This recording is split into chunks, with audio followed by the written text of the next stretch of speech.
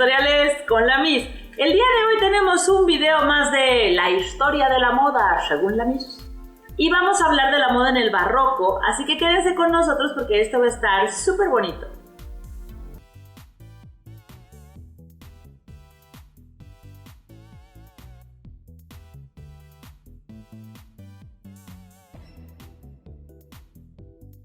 El periodo histórico y artístico conocido como el barroco abarca más o menos de 1600 a 1750 después de Cristo.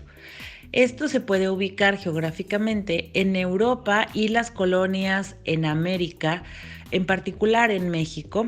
Es llamado el siglo de oro de las bellas artes, ya que en países como Italia, España y Portugal se desarrollan diferentes disciplinas gracias a la bonanza económica que estaban experimentando estos países. En esta época, España se vuelve potencia líder a nivel mundial por sus conquistas en América. Inicia la etapa conocida como el virreinato.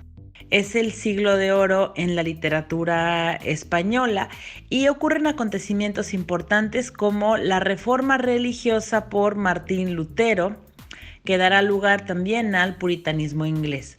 Hay grandes redes de comercio marítimo y auge de la piratería.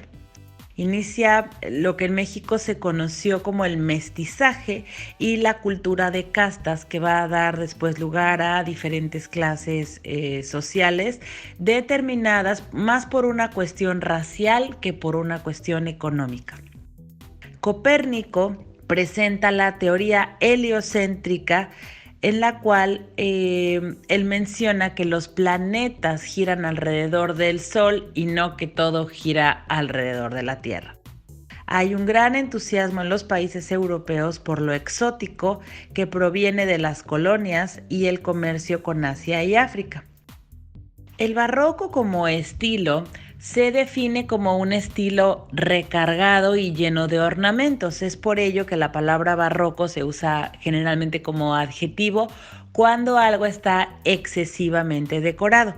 Sin embargo, dentro del barroco podemos dividirlo en tres categorías. Es decir, el barroco operístico, que es el barroco exagerado, se representó en la decoración de las iglesias, por ejemplo, donde había muchos ángeles, florecitas y elementos decorativos, generalmente dorados, en los retablos y los altares.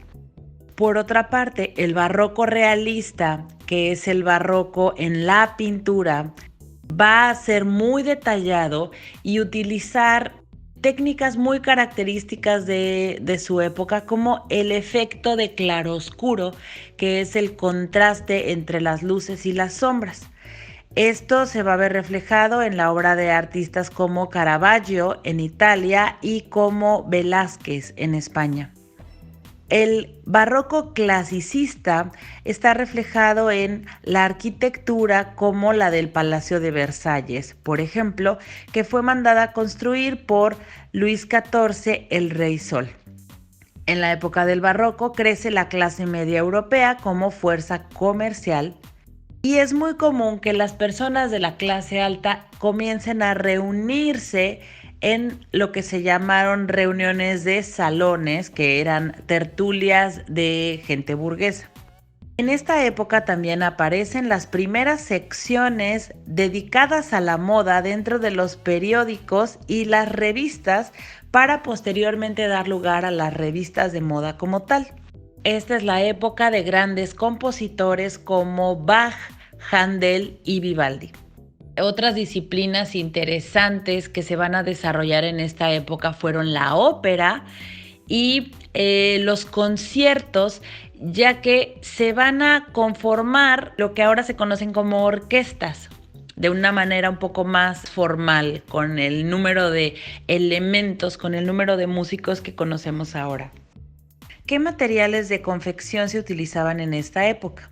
La gente en el barroco vestía mucho con diferentes calidades de lana, lino, seda, pieles diversas, sobre todo pieles exóticas que venían de las colonias, algodón, mezclas de fibras, había telas teñidas en fibra y en tela, Contaban con estampados por sellos, rodillos y marcos, prendas bordadas, deshiladas y textiles más finos como el brocado, el terciopelo, el satín y el raso.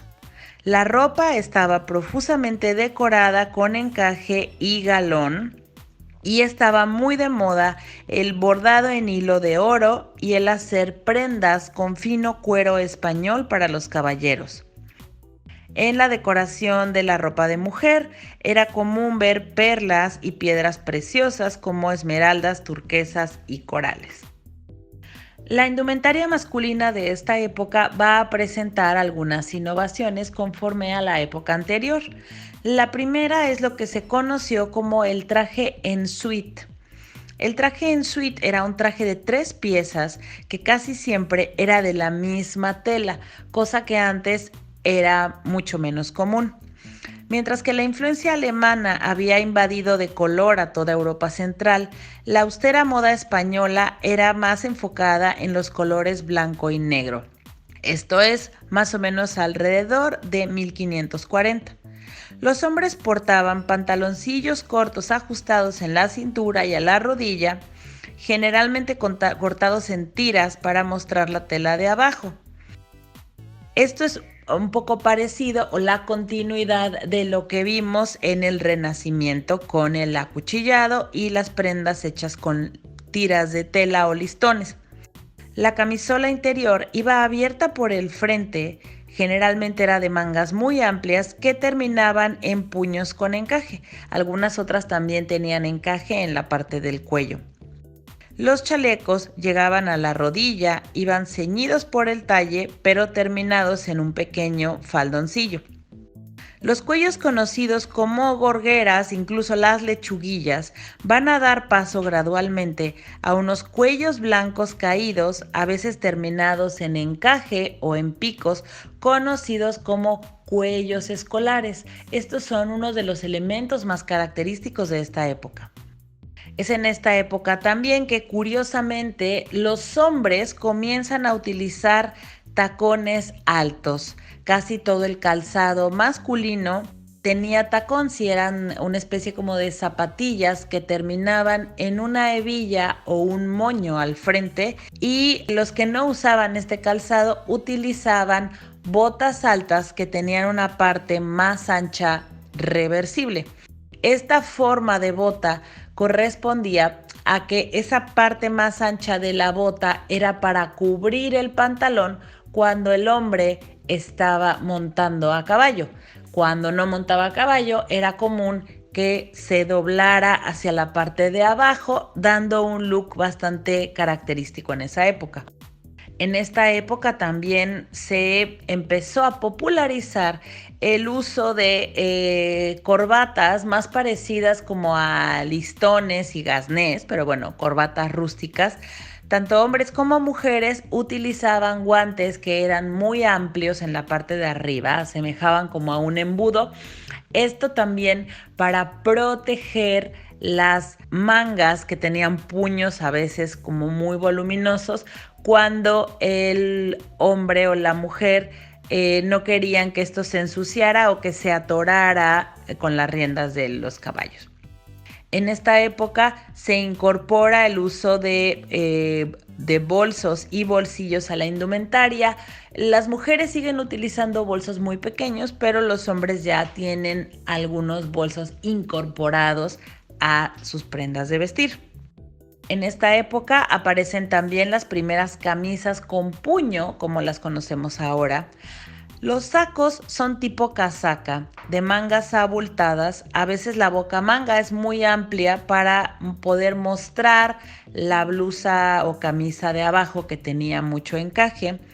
Estaban cortadas en ocasiones en gajos para mostrar la camisola y decoradas ricamente en aplicaciones de terciopelo, listón, hilo de oro, bordado en piedra. Y varios sacos de caballero utilizaban hombreras o piezas con relleno para acentuar el ancho de la espalda. Las medias estaban tejidas en circular y a veces unidas a los pantaloncillos y estaban ricamente decoradas con bordados y aplicaciones. Los sombreros de caballero de esta época van a crecer en tamaño, siendo la mayoría una especie de pamela o sombrero de ala ancha, al cual a veces se le doblaba uno de los lados. Era común decorarlos con plumas. Hacia finales de este periodo aparecen los sombreros de 3 picos o tricornios, que van a ser mucho más característicos del estilo siguiente, que es el rococó. Las capas que utilizaban los hombres en esta época eran semicirculares, relativamente cortas, y generalmente se sujetaban del cuello o atravesadas por debajo de la axila. Eran detenidas por cordeles decorados o por cadenas y terminaban en bordes con aplicaciones de galón. En el caso de la indumentaria femenina, vamos a notar una gradual evolución de los vestidos o las formas de los vestidos del Renacimiento, donde los escotes van a ser en forma circular, tendiendo más hacia el ojal. Y conforme van avanzando las décadas, estos escotes se van a volver cada vez más profundos y van a dejar entrever más el busto de la mujer. Esto es un cambio gradual, porque a principio de la época recordemos que la forma de los vestidos oprimía el busto de la mujer y los escotes eran muy discretos o simplemente no existían y las mujeres iban muy tapadas. Pero en esta época vamos a ver cada vez más marcados los escotes, que son circulares. Hacia finales de esta época, ya entrando en la parte final del barroco, que es el rococó, vamos a tener escotes que se vuelven cuadrados, pero en un inicio eran mucho más discretos. El atuendo de la mujer va a contar con una especie de chaleco con faldones llamado jaquet, que era más un chaleco que un corset, pero cumplía con esta función de dar forma al cuerpo de la mujer y acinturar y subir un poco el busto, pero no era tan rígido como un corset. El vestido llevaba una estructura interna y varillas para dar soporte y rigidez. Era ajustado en la parte de arriba y amplio en la parte de abajo, en la falda, que a veces era doble o estaba abierta. Entonces había una falda y una sobrefalda.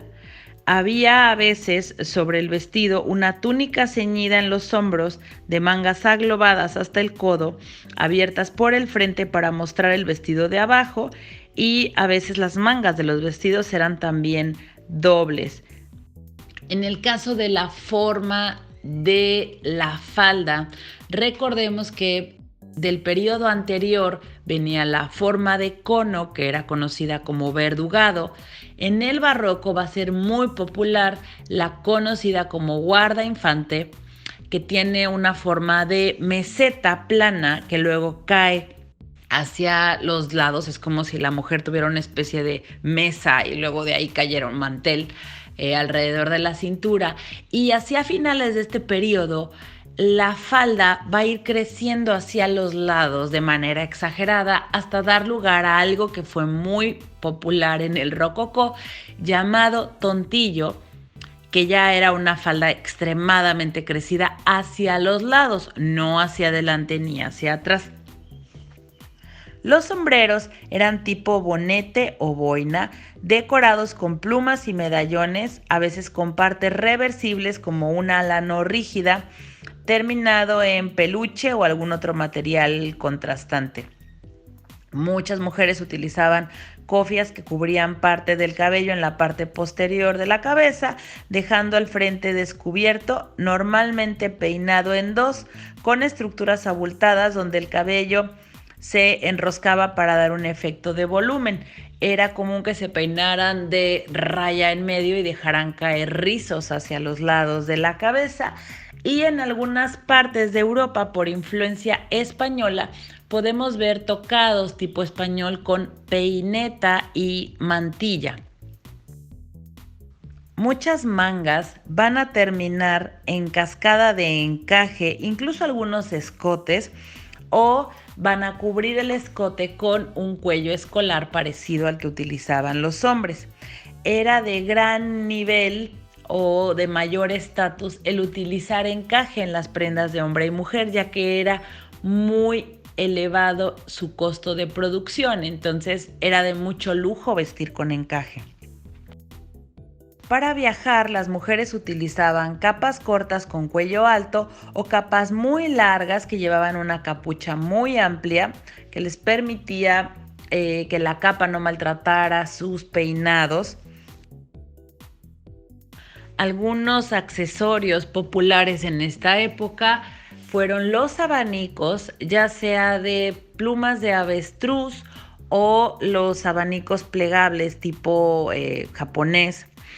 Y el traer, por ejemplo, pulseras que fueran iguales en ambas manos o el usar relojes como accesorios, ya que el reloj también era un artículo de lujo en esta época. En el caso de los hombres, vamos a ver en esta época que sus cabelleras son mucho más largas y que utilizan bigotes, incluso barba mucho más delineada. El look del hombre de esta época hay quien lo define como look de mosquetero, porque justo es la época de los 3 mosqueteros. Uno de los íconos de moda importantes que hay que mencionar en esta época, al cual mucha gente le copió el estilo, fue a Luis XIV, el Rey Sol. Luis XIV, por razones personales, empezó a utilizar peluca. Era una peluca súper abultada, casi como melena de león. Y esto ocasionó que gradualmente todos los miembros de la corte comenzaran a usar peluca, hasta que la moda de usar peluca va a viajar de Francia hacia todo el mundo como una tendencia bastante popular entre los caballeros de esta época. Entonces imaginemos a hombres usando peluca y encima de la peluca usando un gran sombrero de ala ancha terminado en plumas. Un dato curioso interesante acerca de Luis XIV, que era un hombre muy interesante además de todo, es que en las cortes europeas empezaron a organizar diferentes tipos de fiestas y entretenimientos, de las cuales una fue una forma rústica de ballet. Luis XIV va a recibir el apodo de El Rey Sol gracias a un personaje que desempeñó en un ballet en su propia corte. Gracias al entusiasmo de este rey por esa disciplina artística, es que va a fundar una academia real de danza para instruir a profesores de ballet. Muchas gracias por ver este video, espero que les haya gustado. Si así es, yo los invito a que nos regalen un like, se suscriban a nuestro canal, tenemos más de 100 videos para ustedes, y si tienen alguna duda o comentario, aquí les dejo nuestro correo para que nos escriban. Muchas gracias, nos vemos en el próximo tutorial. En nuestro siguiente video de La historia de la moda según la Miss, veremos el estilo rococó.